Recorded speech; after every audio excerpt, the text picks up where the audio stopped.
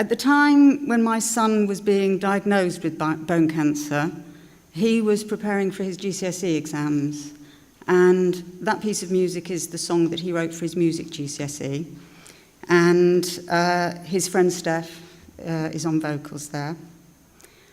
It was also the song that his band always played in Martin's memory, because Martin's diagnosis came too late. Time to diagnose. I think most of us here do understand the importance of the word time in that title. How much time does it take to diagnose bone cancer? Isn't it time that it should be possible to diagnose it earlier? It's one of BCRT's aims to significantly reduce the time to diagnosis. We believe that early diagnosis gives a better chance of survival and of less disabling treatments. Well, I'm here to tell you that there now is a course to train GPs to diagnose earlier. The course is written, it's online, it's due to go live at the end of June. I believe it's gone through all the necessary processes, but we're just waiting for some copyright okays to use a couple of pictures. Let me tell you how we got here. GPs have a professional responsibility to keep their knowledge and skills up to date through what they call continuing professional development. The Royal College of General Practitioners is in the process of developing online training courses to help GPs meet this responsibility. Early diagnosis of cancers in general and early diagnosis of children's cancers are an important part of this work. So, of course, BCRT wanted to be involved. I was very eager to be involved with the Royal College of GPs on this, because I know that when my GPs wrongly diagnosed my son for over a year, some of the information that they had about primary bone cancer was wrong. And that's why they weren't able to give him a correct diagnosis earlier. I don't want to continue to see other people diagnosed late because of wrong information. But also, GPs are often on the sharp end of the anger and the criticism about late diagnosis. And that's unfair if some late diagnoses are due to working with wrong or incomplete information. I'd also picked up an attitude or a worry among GPs that bone cancers, which are extremely rare, have symptoms that are so like many other more common, less serious conditions that there's nothing that can be done to improve diagnosis. As a professional trainer, I know that people who are overwhelmed by a seemingly difficult task can learn to undertake it with confidence if they're given the right information and the right skills to do the job. When this happens, it's also important that they're also given access to expert backup advice. Developing this course has enabled us to set up a clear route for GPs to access this advice. They can now make direct contact with expert clinicians in the specialist bone cancer centres. Working with the Royal College of General Practitioners has also ensured that the course includes best practice in diagnosing skills. From the outset, the team at the Royal College made it clear that they wanted this to be a collaboration in which both organisations put forward everything that they thought was important for early diagnosis. BCRT was able to use the wide-ranging expertise of its parents, doctors, staff, trustees, one of whom is a bone cancer survivor. Some attended meetings and everyone reviewed the drafts, which were written by a GP experienced in writing training courses.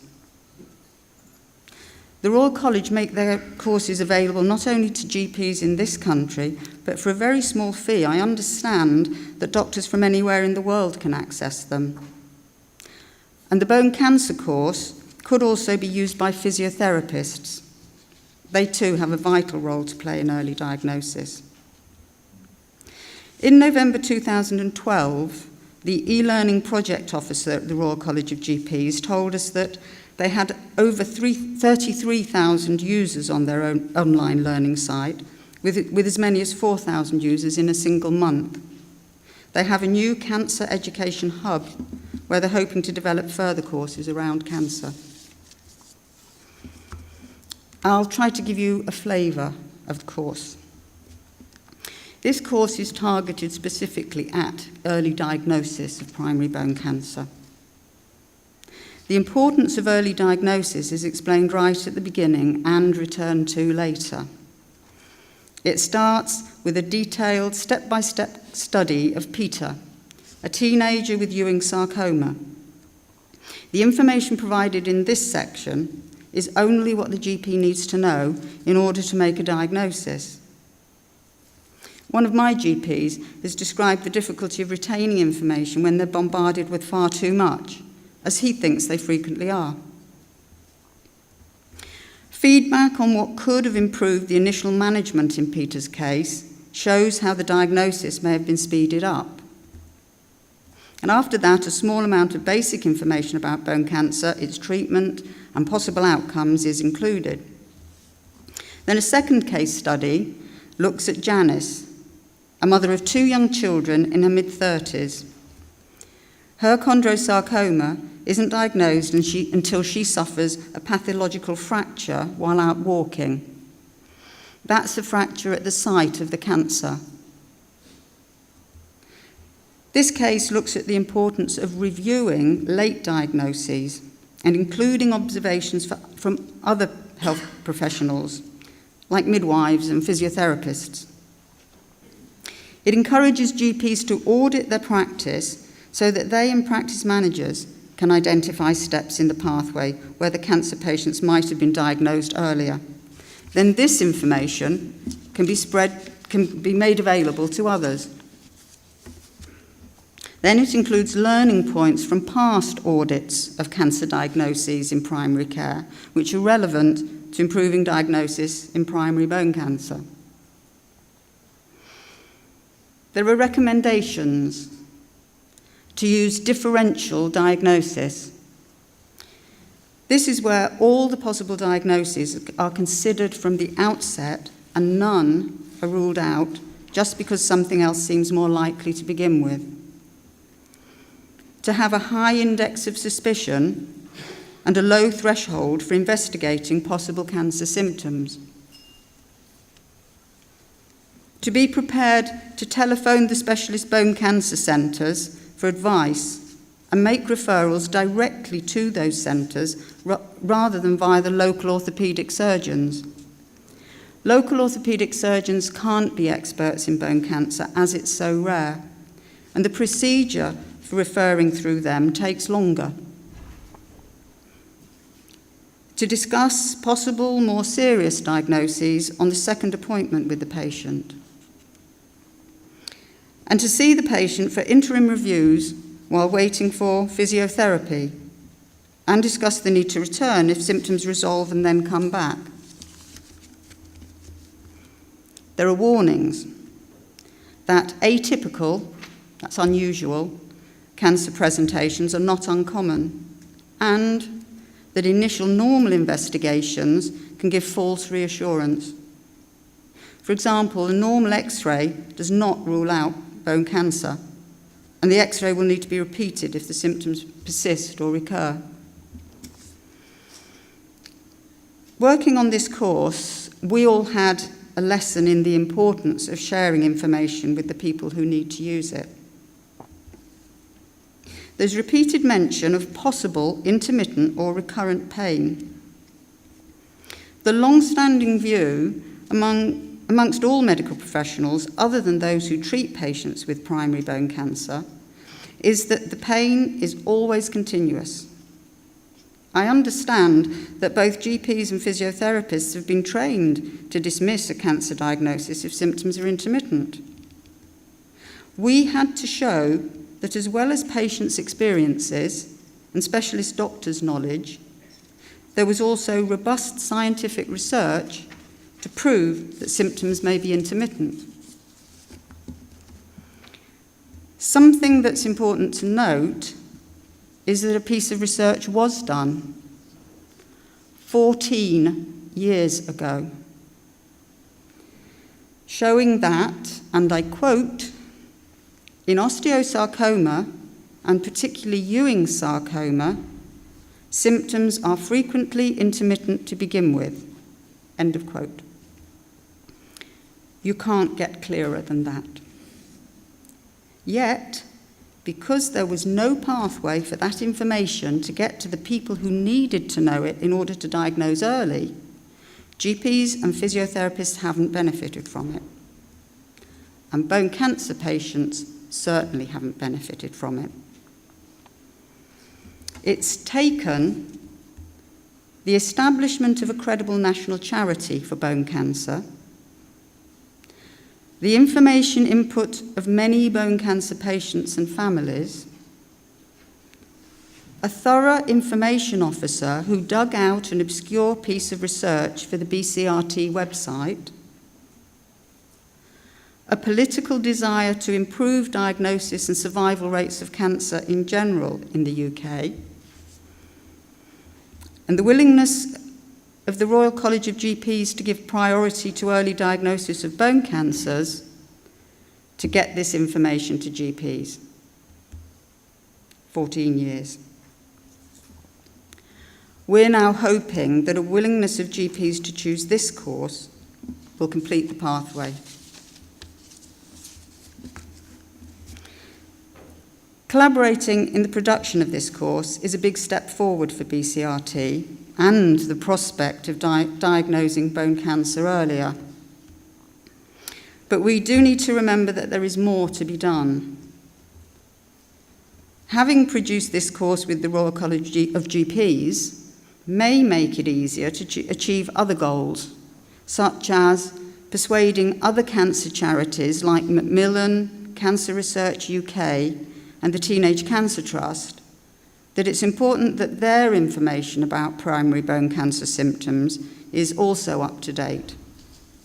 And asking the National Institute for Health and Care Excellence to take account of the research done 14 years ago, showing that the primary bone cancer symptoms can frequently be intermittent to begin with. There is an issue that was discussed with the Royal College of GPs, but with which we've not yet found a way forward. Current practice appears to be that before a confirmed diagnosis, GPs don't use the word cancer unless the patient uses it first. They use the word serious to convey the message that the GP needs to keep an eye on the patient in case it turns out to be a life-threatening condition. This begs the questions: how does the GP check to make sure that the patient understands what she's just tried to convey by using the word serious? And how does the patient know to ask for an explanation of the word serious when he knows that the words cancer and life-threatening are in common usage and expects GPs to use them in relevant circumstances? Patients who have the most common cancers are inundated with information about those cancers in schools, on TV, on the tube, in newspapers and magazines, etc., etc. Patients who have rare cancers, like primary bone cancers, often have absolutely no information about them. They are therefore totally dependent on their GPs to tell them that such a thing is possible. Patients with the common cancers are able to walk into their GP's surgeries and say, "I want to know if it's breast or bowel or lung cancer."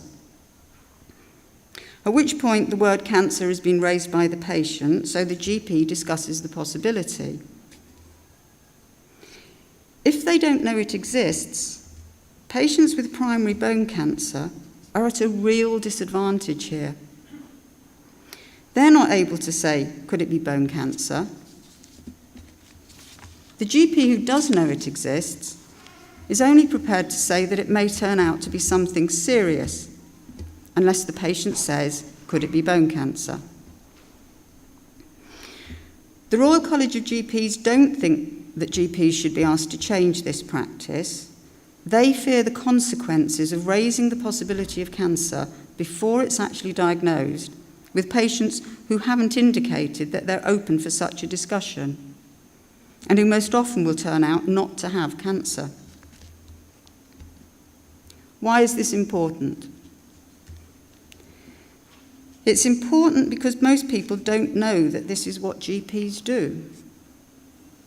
And it's important because people need to be proactive in their possible cancer diagnoses in order to help to speed up diagnosis. They need to go back to the GP promptly if their symptoms don't get better or if they keep coming back. If they know that one remote possibility is cancer, then they're more likely to do that. Because we're now bombarded with advice to go to the doctor, with advice to go to the doctor if we experience various symptoms that could be, but more commonly aren't cancer, we have a greater expectation that GPs will be equally open about discussing when symptoms could be cancer. Therefore, if the GP doesn't include cancer as a possibility, we tend to assume that it's not. I think that this issue needs to be debated in charities like BCRT and among GPs and among medical students, some of whom will be GPs of the future. The next step. Marketing of this course is vitally important. GPs need to know that it's out there and that it can help them to diagnose earlier. They need to know that it will give them new information about symptoms and a new source of expert advice that they can access directly. And that it will demonstrate the best method of diagnosis to identify this kind of cancer early. They need to know all this so that with their limited time available for training, they choose to study this course.